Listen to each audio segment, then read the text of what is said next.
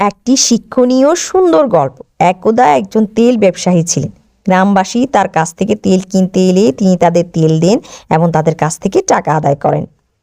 একদিন তিনি এবং একজন গ্রামবাসী আদালতে আসেন। দুজনেই একটি টাকার ব্যাগের জন্য লড়াই করছিল। প্রত্যেকেই দাবি করে যে ব্যাগটি তারই।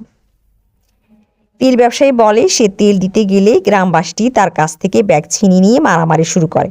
অন্যদিকে গ্রামবাসী বলল এটা তার ব্যাগ। যখন সে অন্যদিকে দেখছিল তখন বণিক ব্যাগটি সরিয়ে রাখে এবং ব্যাগটি তার এই দাবি করতে লাগলো।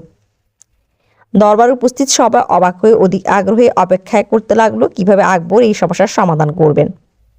আকবর বীরবলকে এই মামলার সমাধান করতে বলেন। বীরবল চাকরকে একটি পাত্রে পানি আনতে বললেন এবং চাকর পানি নিয়ে এলো। তারপর ব্যাগটি বাটিতে রাখলেন। কিছুক্ষণ পর সবাই দেখলো কিছু তৈলাক্ত পদার্থ পানিতে ভাসছে। বীরবল বললেন ব্যাগটি গ্রামবাসীর নয়, তেল ব্যবসায়ীর। সবাই বীরবলের প্রশংসা করতে লাগলো এবং গ্রামবাসী লোকটিকে শাস্তি দেওয়া হলো।